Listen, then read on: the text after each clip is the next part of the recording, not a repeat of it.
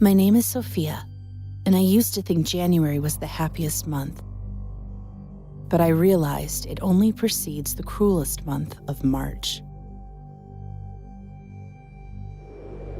Everything started to become clearer when life drifted off of its regular course of ups and downs and landed me in a dilemma of what to do after my mom's death. We were both looking forward to April when she intended to finish her book. That was the situation before her death. It was a groundbreaking aspiration. At some point, when the cold was unbearable, we'd sit next to each other and she'd tell me stories she intended to write in the coming years. But before all that, we looked forward to April. These days, every time I sit in my room, I remember that evening towards the end of January when the spikes of winter were in their best form, icing the windows and burning our lungs as we lavished in the hope of a beautiful April.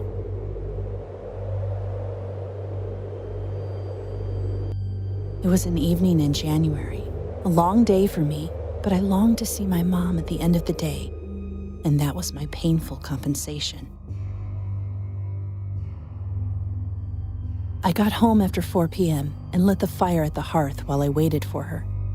It took forever, so to keep myself busy, I read the story she was set to publish in April. She never allowed me to read it, and her excuse was that I would tell my friends about it and take away the book's worth. She wasn't wrong, as I had a big mouth and had the potential of telling my friends if I ever read it. But that evening, she wasn't around, and the book kept calling my name from her table where she carelessly kept it. I opened it and sat near the fire to keep me warm while I drooled over the creamy smell of the brown paper she had scribbled the thousands of words in. I knew the genre was horror and the main character's name, but after reading a chapter, I had to stop. The main character, William, was a cannibal and had eaten his whole family. And when he couldn't find anyone to eat again because he had become an outcast, he began eating his flesh slowly.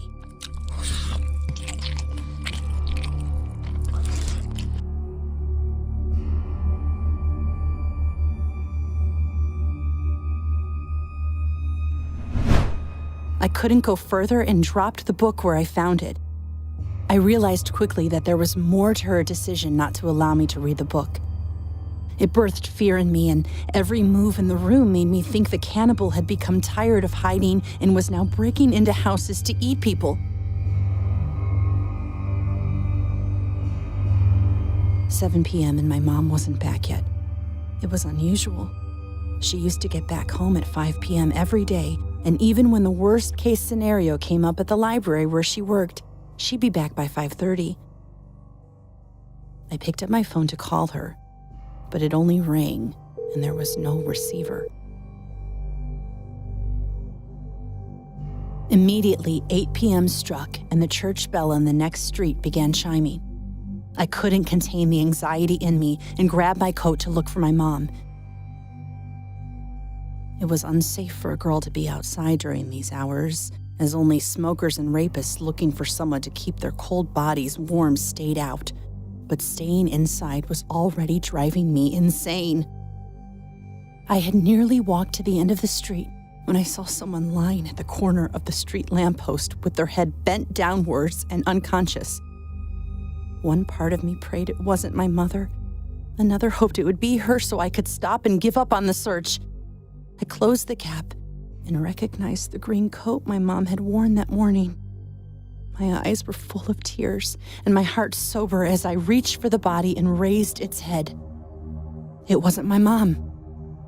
My heart sank deeper into my stomach as I wept painfully. But things got interesting when my mom burst out of the alley and stopped me from touching the body further. She looked stressed and cold, her brows laced with ice speckles. "Mother!" I screamed and hugged her tight.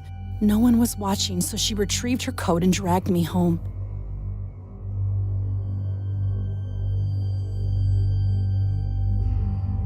I pestered her to tell me what had happened that night for weeks, but she didn't, and kept saying I shouldn't tell anyone and to never come out looking for her again. It looked like she cared, and I worried less. March ended the streak of the 3 months of white and bite. We were still preparing for April, the expected release of her book, which she now had titled David's Gray Hands.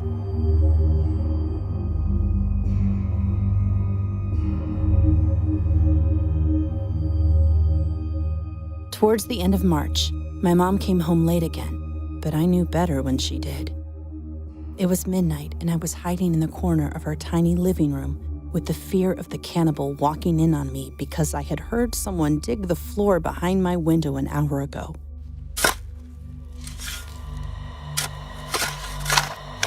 She tried to turn on her torch, but it only flickered, revealing a blood-stained hand and face with a dagger and shovel in her hand. I held my peace till she dawdled to her room, and as soon as I was sure she was asleep, I swiftly went to the backyard where I had been hearing shovels groping sand to check what was happening there. I didn't need to dig because a dog was there, and as soon as it saw me, it scampered off into the night. But when I stood over what seemed like a burial site, it was the exhumed body of a neighbor by its dog.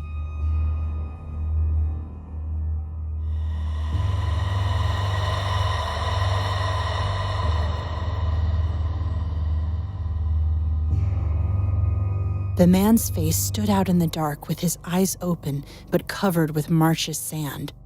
I screamed and ran inside, but surprisingly met my mom by the entrance with her dagger in her green coat. She looked surprised it was me, but her eyes were blood red as she pounced on me and moved to stab me. I quickly pushed her off and ran into my room.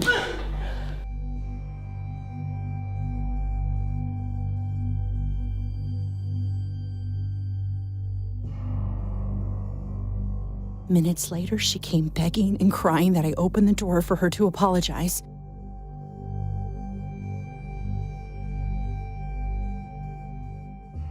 I cried myself to sleep and woke up the next morning.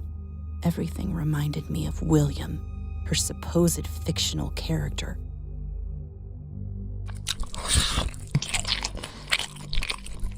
But I thought, what if she didn't know I was the one and had launched a defense attack on me by mistake? I leapt downstairs in pain where she had struck me to find her on the dining table with her face buried on the table.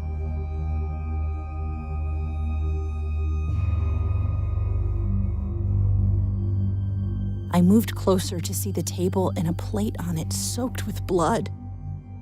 With my last strength, I raised my mom's shoulder and saw her eye sockets empty.